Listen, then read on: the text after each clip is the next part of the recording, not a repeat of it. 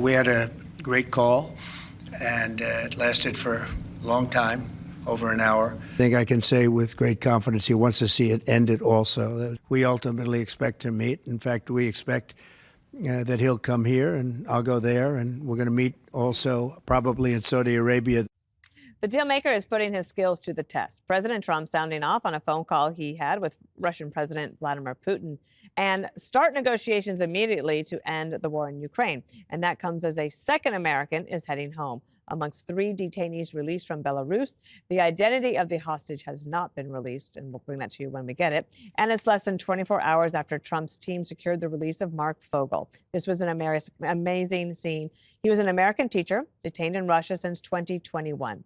And in an emotional moment, Fogle literally kissing the U.S. soil upon his return to the good old USA.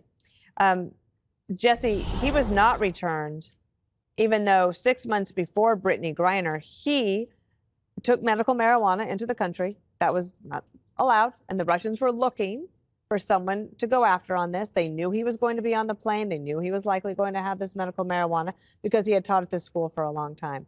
That was 6 months before Brittany Griner. When she came home, the administration, as we went and looked back, were like, oh, yeah, sorry, we don't have any more details on that. Refer you to the State Department. Yeah, so they both had grass, and she came home and he didn't, and everybody knows why. And Biden thought that would help him politically, and it didn't at all.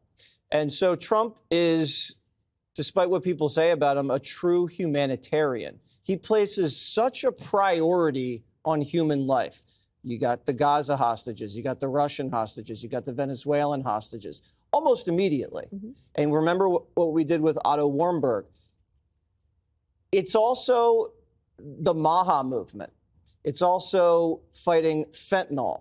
All of these things are about cherishing and saving human lives. And he doesn't get a lot of credit for that. And he's not going to get enough credit for ending the Ukraine war. And he's not going to get enough credit for hopefully resolving things in the Middle East. But if you look back on both terms at the end of the second one, he will be probably viewed as one of the more humanitarian-minded presidents we've had.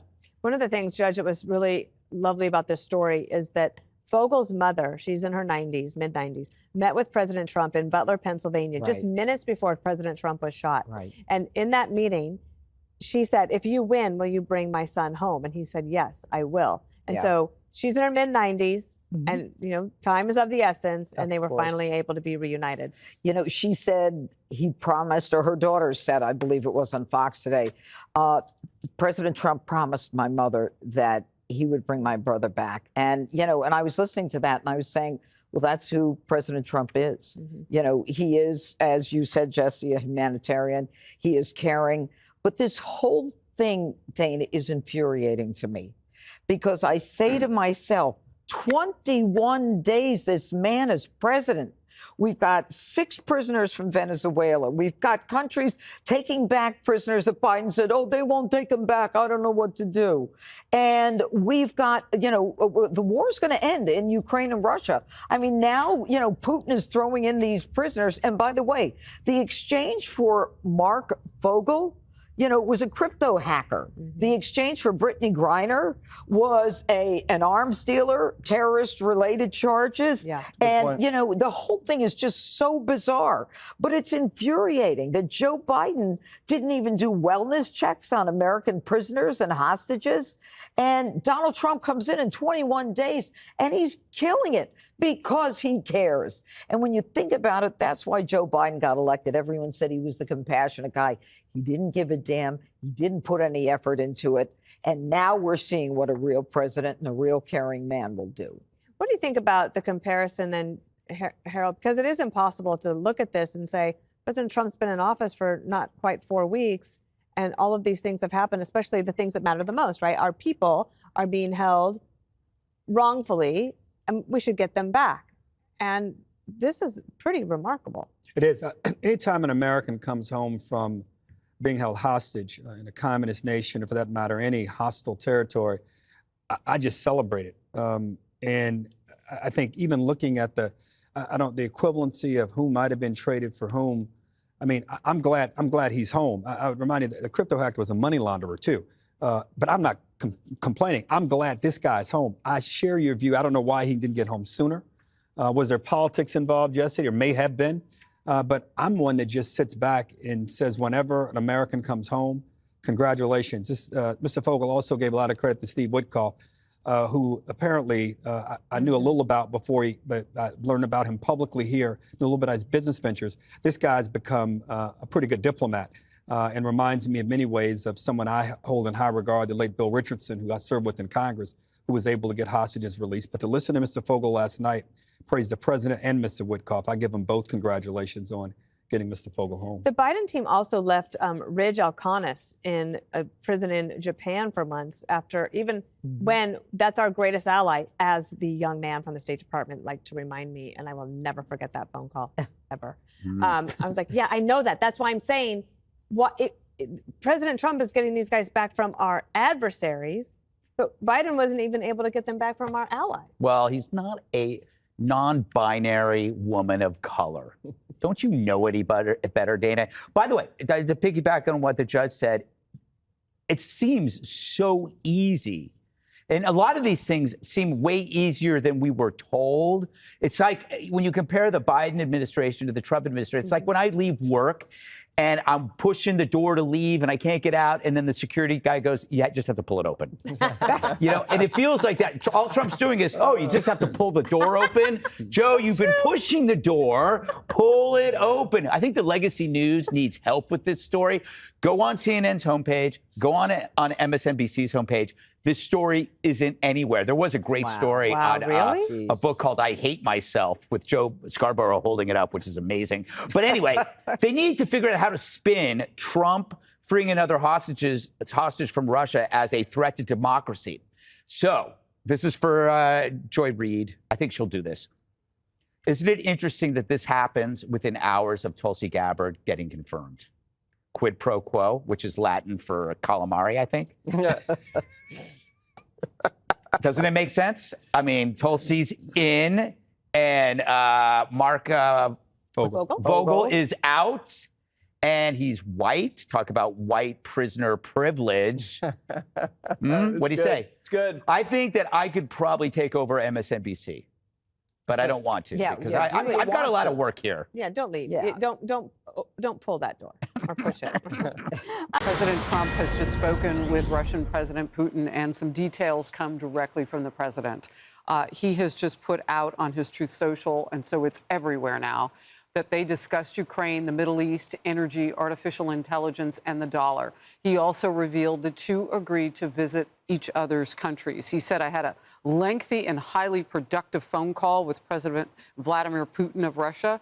I just read what he said they talked about. We both reflected on the great history of our nations and the fact that we fought so successfully together in World War II, remembering that Russia lost tens of millions of people, as we likewise lost so many. We each talked about the strengths of our respective nations and the great benefit that we will someday have in working together. But first, as we both agreed, so this is Trump posting about his recent call just moments ago with Putin. He said, but first, as we both agreed, we want to stop the millions of deaths taking place in the war with Russia and Ukraine. President Putin even used my very strong campaign motto of common sense. We both believe very strongly in it. We agreed to work together very closely, including visiting each other's nations. We also have agreed to our respective terms, starting negotiations immediately. And we will begin by calling President Zelensky of Ukraine to inform him of the conversation, something which I will be doing right now. So this is playing out contemporaneously as we're here live on Outnumbered. I have asked Secretary of State Marco Rubio, Director of CIA John Radcliffe, National Security Advisor Michael Waltz, and Ambassador and Special Envoy Steve Witkoff to lead the negotiations, which I feel strongly about will be successful. Millions of people have died in a war that would have not happened if I were president, but it did happen, so it must end. No more lives should be lost, President Trump writes. I want to thank President Putin for his time and effort with respect to this call and for the release yesterday of Marc Fogle, a wonderful man that I personally greeted last night at the White House. I believe this effort will lead to a successful conclusion, hopefully soon. The President of the United States. Charles. Amazing. Yeah. Absolutely amazing. Hands-on, getting things done. It's hard to put it into words. You know, I actually was getting goosebumps as you read that because of what we've already seen. You know, just in the last few weeks, what we've already seen, including getting Marc Fogle home. And it just makes you feel pretty confident that this conflict will be resolved much sooner than anyone had anticipated. And to President Trump's point, it did not start under his watch and probably would not have started on his watch. You know, it is a promise that we now know on July 13th, the conversations that he was having with Marc Fogle's now 95-year-old mother. Yeah. And he promised her he would bring Marc Fogle home. And he talks about promises made, promises kept, and we think, okay, campaign, that has to do with all of America. But it can be personal, too. You've been there with a front row seat when it gets personal, Kaylee. Yes, and that was a very personal story he shared, and it was very interesting and fascinating to hear. And I think, look, reading that tweet, that Truth Social, as you did, I was just thinking back about foreign policy over the last decade and a half. And you think about President Obama, and you think about Putin and his invasion of Crimea that happened. And, you know, Obama responded with minor sanctions. Then Trump comes in, and it's stability for 4 years. There's no Russia annexing X, Y, or Z. And then you bring in Biden, and then you get a war in Ukraine. And then Trump, here we are, just over 3 weeks' time, Marc Fogle's released. Then there's this conversation, and you're talking about winding down the war in Ukraine. If President Trump, and look, there's a lot of ifs, we don't know what will happen.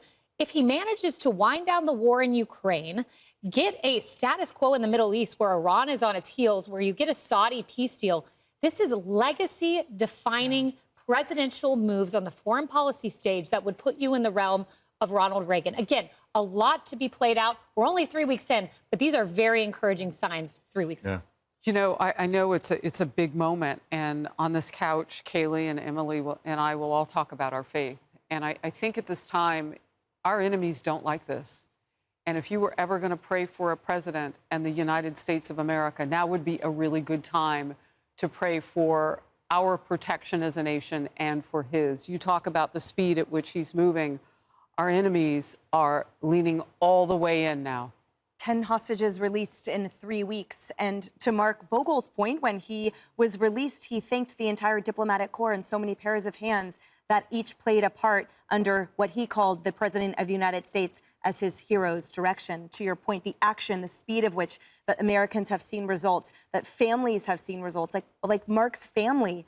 There he is right there. I mean, they have been waiting for this, and they received a phone call by the State Department during Biden's administration, letting them know that their beloved son and brother was not part of the hostage release that involved Brittany Griner earlier. And that was a horrible phone call for them to receive. Here we have, again, in that post, too, I note, number one, that President Trump referenced that negotiations will be led by the director of the CIA, by Secretary of State Marco Rubio, NSA Michael Waltz, Ambassador Special Envoy Steve Witkoff. So he says they will manage the negotiations. This is a delegation under his execution, which I think also is a hallmark of this presidency. We talked about he surrounded himself with people who have the same vision and will be in lockstep with putting America's priorities first. And the visit between the two presidents, as promised in this tweet or in this message, I think will be quite phenomenal. Yeah, that's really important, too. Look, just real quickly, on that day, July 13th, last summer, when he had the conversation with Marc Fogle's mom, now 95, I promised to bring your son home. Just 2 or 3 hours within that whole realm was the first assassination attempt. Yes. A presidential candidate who'd been shot in Pennsylvania, Butler, Pennsylvania. He never lost track of that promise he made to her. No, it actually solidified his resolve in the 4 years, the gap in between his presidencies. And that's what's so unprecedented about this, because normally a two-term president, by their second term, they're absolutely exhausted under the weight of the responsibility of the job. You know, we've never seen in our lifetime someone who has 4 years to really consider what they would do, you know, with the energy of getting back into the White House. But what actually makes me, I'm not surprised by this based on what he's done. What makes me really sad is that Joe Biden could have picked up the phone. Joe Biden could have had this conversation. Joe Biden could have preserved hundreds, Could he, though? thousands of lives. I mean, if this is what it takes, I would like to think so. If it's as simple as a conversation, yeah, the $100 billion we sent to Ukraine, how many hundreds of thousands of people dead? Yeah, I mean, it's a great point. I guess I just asked, could the man who managed to call people garbage on the right side of the aisle in the latter days, who hurt the presidential candidate for sure on the Democratic side, could that man have led to this much? Could he have accomplished Well, now we get to look forward. We don't even have to We look don't back have to now. look back. But first, let's get right to senior correspondent Peter Ducey. He's live at the White House for us. Peter, what are we learning about this call? I should say these calls. There were multiple. Sandra, the Trump-Putin phone call lasted over an hour, and it resulted in a plan for a meeting in Munich on Friday. Vice President Vance and Secretary of State Rubio are going to meet with Ukraine's Zelensky. President Trump is also saying that as these peace talks begin, he wants the CIA Director John Ratcliffe, the NSA Mike Waltz, and the Special Envoy Steve Witkoff all at the table. I myself just spoke to the president about these calls, and he told me to tell all of you they were very good calls, they were very positive, and the administration is wholeheartedly committed to a peace deal to end once and for all the Russia-Ukraine war. Trump's telling of the Putin call reads, in part, President Putin even used my very strong campaign motto of common sense. We both believe very strongly in it. We agreed to work together very closely, including visiting each other's nations. And there was some more breaking news this morning. One American who was among 3 detainees have been released in Belarus. That is from Adam Bowler, the special envoy for hostage affairs, who says President Trump deserves a lot of credit for these rapid releases. The president is deeply involved in all of these conversations. He speaks with the hostages. Obviously, you know his involvement yesterday. And so it depends on the situation. What ends up happening usually is he'll empower his team. He'll say, I want this person out. We come up with options. He approves them. And everything, all the main news here in the last hour is the most that we have heard about Ukraine and Russia since President Trump came back to office. Initially during the campaign and the transition, we were hearing about an ability, he thought he had the ability to end the Russia-Ukraine war in 24 hours. Then once Keith Kellogg got involved, we heard maybe it's more of a first 100 days thing. But this is a significant move towards peace. Now we'll wait and see. Sandra? We will indeed. Peter Ducey live at the White House there for us on a busy afternoon. Peter, thank you. I feel like the luckiest man on earth right now. And knowing I had the support of my fellow Pennsylvanians, my family, my friends, it was so overwhelming that it brought me to my knees and it brought me to tears. I will forever be indebted to President Trump. I love our country, and I'm so happy to be back here. Gratitude and relief. American schoolteacher Marc Fogle thanks President Trump at the White House last night after he was released from prison in Russia. His return to the U.S. soil has been quite an odyssey. Let me show you how it all started. August 14th of 2021, he was arrested on bringing medical marijuana into Russia. And then you have this in June of 2022. He's sentenced to 14 years in Russia. He also did at a hard labor camp. This wasn't just like an easy thing. Finally, in August of 2022, Biden is urged by lawmakers to change him to a political prisoner. That took a while. There were laws, there were paperwork. Then the day that President Trump was shot, right before that, just minutes before that, Fogle's mother met with Trump and our next guest in Butler, Pennsylvania. And she said, if you win, will you bring my son home? And he says, yes, I will. December of 2024, he was designated as wrongfully detained. That's that law I was talking about. And then last night, of course, Marc is released and returns home. Republican Pennsylvania Senator Dave McCormick, he was there for all of it, and he joins us now. Fogle is from Pennsylvania. You were there, and as a candidate even, I believe you were at that Butler meeting, Dave. Yeah, well, thank you, Dana. It's great to be here, and what a joy to see Marc Fogle last night celebrating. We had a chance to meet with President Trump did, and I did as well, with Marc Fogle's mom, Mafa. She's 95 years old at the Butler rally, and President Trump made a promise that if he was elected, he'd try to bring her home. I made the same promise. I'd do everything I could, and here we are, 22 days into the president's term, and Marc is home. And it's such a joy. And this just shows what leadership and focus can do. This is what America First looks like, focusing on American citizens. And Marc was overjoyed. I know his family is overjoyed. And we're just so proud of him and proud of the president for making it all happen. Let's show a little bit of his mother on America Reports on Tuesday. I woke up when he called this morning. It was just a total shock, first of all, because of the time he called and with the news. So it's just, an unbelievable situation right now. I think the first thing he'll do was stoop down and kiss the ground. Oh, I'm sure. There were prisoners released during the Biden administration. He was not one of them. And please play call for number 4. This is a couple of the Biden administration officials being asked about that.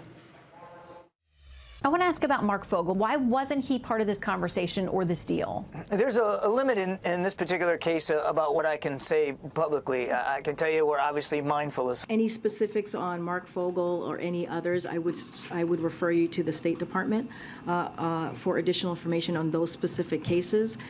Is there anything more that you can tell us now that he's home about why they were hesitant or what they were trying to tell us? Not really. He was getting the family was getting the runaround, and Mafa, the mother, came to my home in Pittsburgh. Dina and I had her visit our house, and we couldn't understand why he wasn't being designated as wrongfully detained. That's within the administration's ability to do that.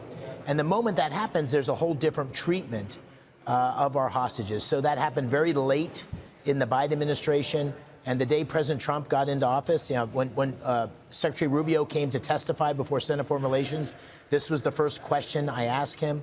We had a bipartisan effort, Senator Fetterman and I and members of the delegation from Pennsylvania. We all came together to put the focus on this, and then President Trump and his team delivered the goods. And so what an exciting day for his family. But I think it was a lack of focus and a lack of leadership, and we've seen what a difference leadership can make. I know that in the Wall Street Journal today, they have a big feature story about this case. And at the very end of it, they say that when he was able to write letters, one of the things he said is that teachers, of which he was one, should be considered as important as basketball players. Before I let you go, let's listen to President Trump last night on the terms of the deal. What were the terms of this deal, Mr. President? Very fair, very, very fair, very reasonable, not like deals you've seen over the years. They were very fair.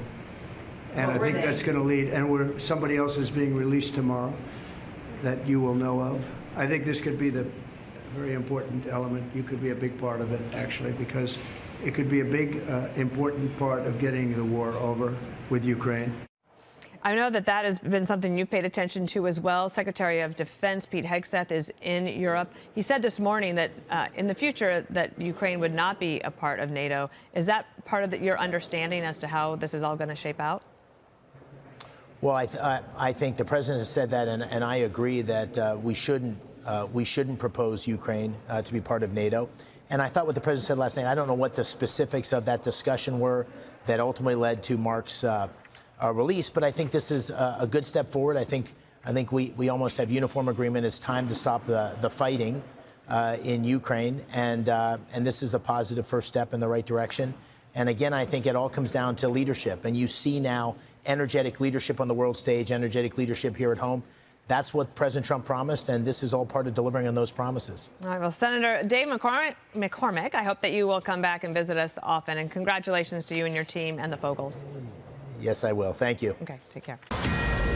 So President Trump announcing a major breakthrough in efforts to end the war in Ukraine, speaking with both Russian President Putin and Ukrainian President Zelensky today, posting on Truth Social, quote, "We want to stop the millions of deaths taking place in the war with Russia, Ukraine.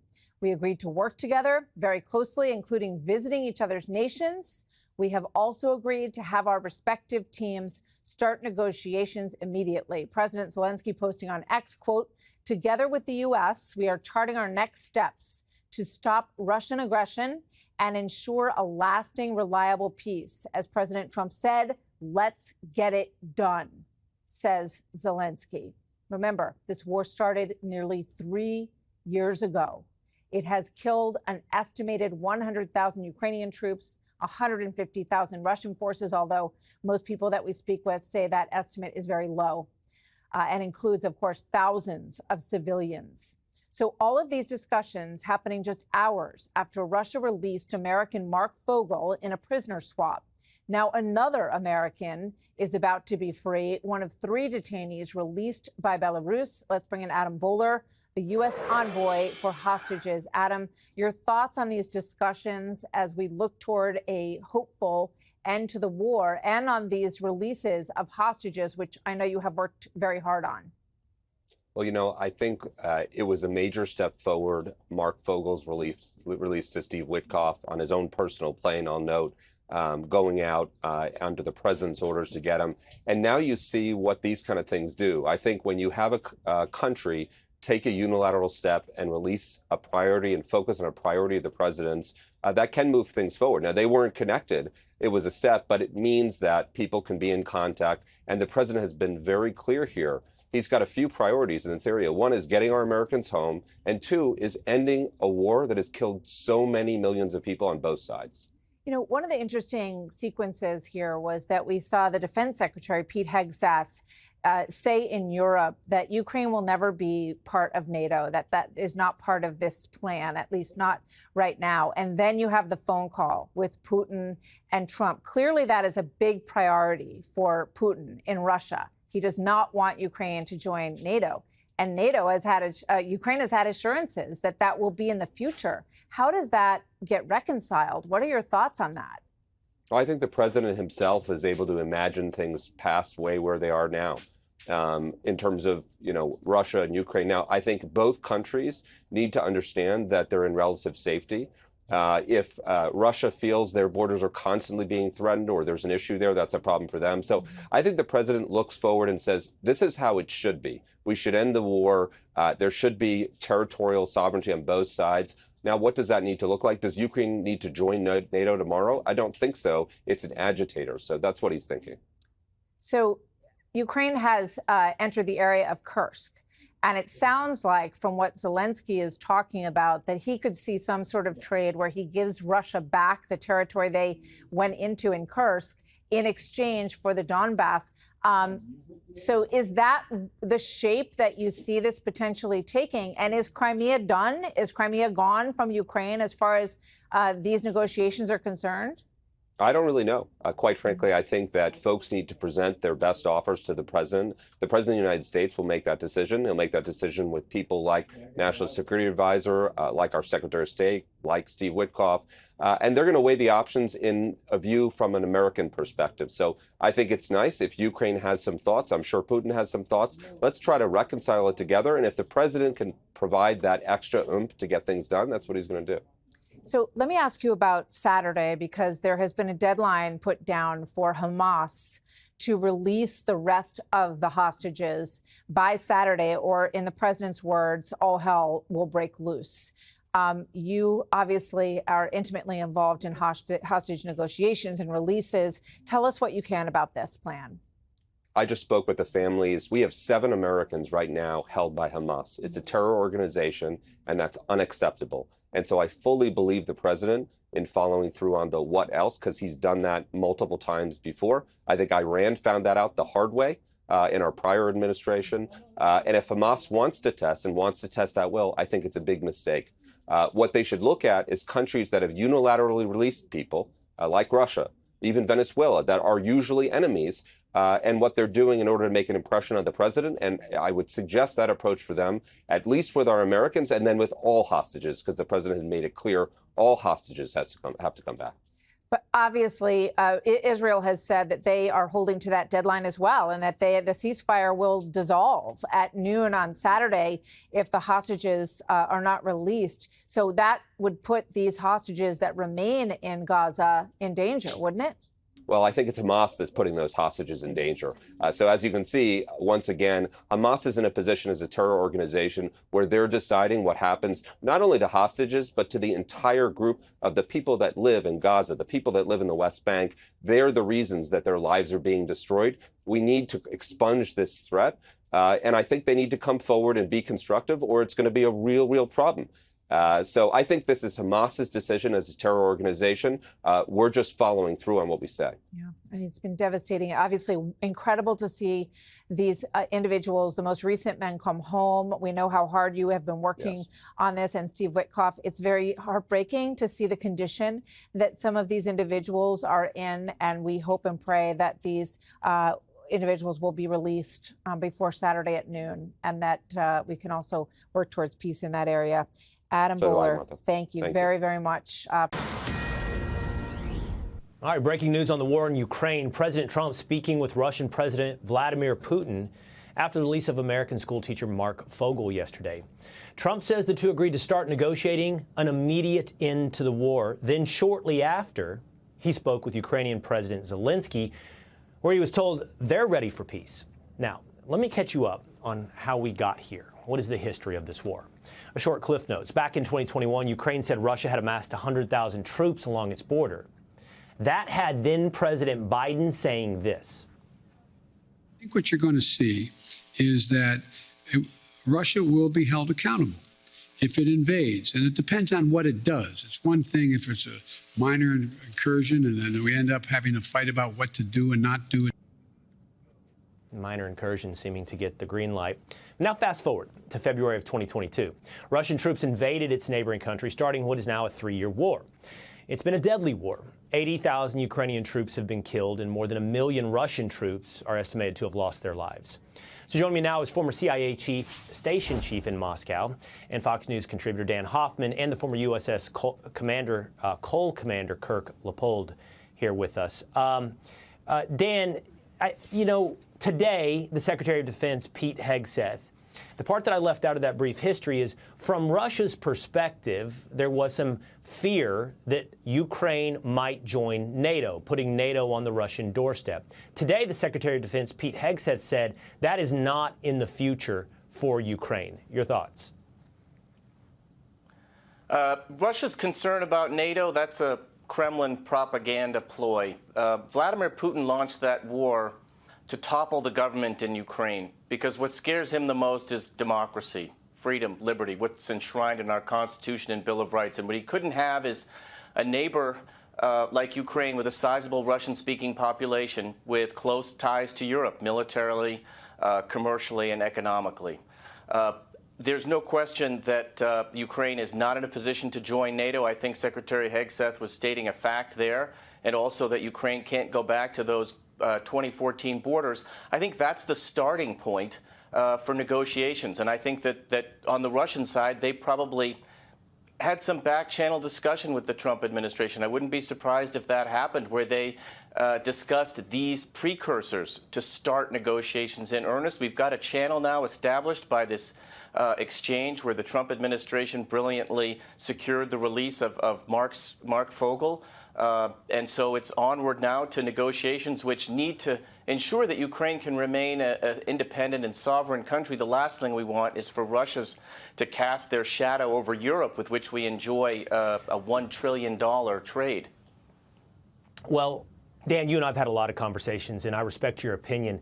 I think by suggesting that Russia was concerned about NATO potentially sitting at its doorstep to Ukraine is not me at all accepting or repeating a Russian talking point, a Kremlin talking point.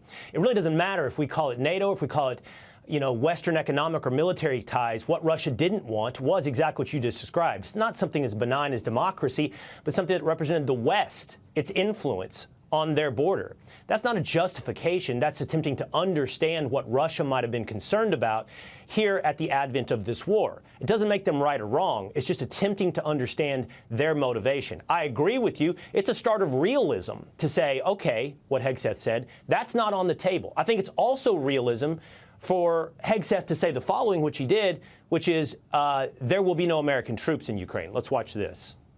Returning to Ukraine's pre-2014 borders is an unrealistic objective. The United States does not believe that NATO membership for Ukraine is a realistic outcome of a negotiated settlement. So, Kirk, realism, right? The NATO point, realism. The American troops point, realism. there's not a possibility to return to pre-2014 borders. What do you make of that realism? Well, I think, Will, the thing you have to worry about is that already the United States has created two negotiating points in favor of Russia. They will not be able to join NATO, and they will not go to the pre-2014 borders, because let's not forget, the war didn't start in 2021. The war started in 2014 with the seizure of the Crimea illegally by Russia back then. What has happened since then is they have continued this war with a massive amount of loss and destruction of property, killing of civilians, including women and children throughout Ukraine. And at the end of the day, Dan's absolutely right. Russia initiated this conflict in violation of international law, and there is no justification. The fact that freedom was knocking on Russia's doorstep right there is not grounds for Putin to launch an attack. NATO is not a threat to them. Freedom is. And that's part of Putin's problem, is he's going to have to come to grips with that. But the 2 points that both Secretary Hegseth and perhaps the president gave up is we're already starting negotiations giving Russia terms favorable to them without any discussion of where we're going to go with Ukraine. I think the problem I'm having with our conversation, and look, a healthy debate is a good thing, is explanation and understanding are not the same thing as justification. And trying to understand your enemy's motivation is not giving a green light to your enemy for whatever action they take. So if Russia is worried about Western incursion under whatever guise on its doorstep, we might have to understand that to arrive at some potential peace. I hear from both of you. Well, I didn't hear this from you, Dan, so I'll put that back to you. Do you agree with Kirk? Oh, my gosh, we've started off here by giving Russia two of its big points here. Are you concerned, then, with what you just heard from Hegseth? I actually think that was probably the requirement to get the negotiations started. And look, Will, I spent my whole career at CIA trying to see the world through the twisted eyes of our adversaries, starting with the KGB operative in the Kremlin. That's why I learned Russian and served many years there. And you're right, seeing the world through his eyes is important. But look, NATO's a defensive alliance. It's on Russia's doorstep already with the Baltic states and now Finland. It's Russia that's the aggressor, and we need to deter Russia. That's, I think, got to be the goal of whatever settlement is reached in Ukraine, to ensure that maybe there are going to be boots on the ground, European boots on the ground in Ukraine, and a vibrant post-conflict reconstruction plan to ensure that Ukraine is no longer vulnerable to Russian threats. Because as long as Putin is in the Kremlin, they have to be concerned about that. We have to deter Russia. It seems, though, I'll give final word to you here, Kirk. The goal right now is to start with peace, is to end this war and see how we can then maintain the peace. Oh, well, I would absolutely agree that you have to get to peace. The issue is going to be, what do we give up to get there? Because part of what you're also doing is, this is not just Russia, Ukraine, and Europe and the United States. Don't think for 1 minute that Iran, who is in pursuit of nuclear weapons, isn't watching what happened to a country that gave them up when Ukraine gave those weapons up in 1994. So there are ripple effects from how this entire conflict is brought to the peace table, what negotiations produce, and what is compromised and given away at the end of the day. Because Dan's absolutely right. Russia's going to have to be deterred in the end. Okay, I appreciate this conversation, even if we have a little bit of different approach to how that conversation unfolds. As Dan knows, I appreciate the debate, and it's always welcome here on The Will Cain Show. Dan, Kirk, thank you so much. Thank you. Thanks.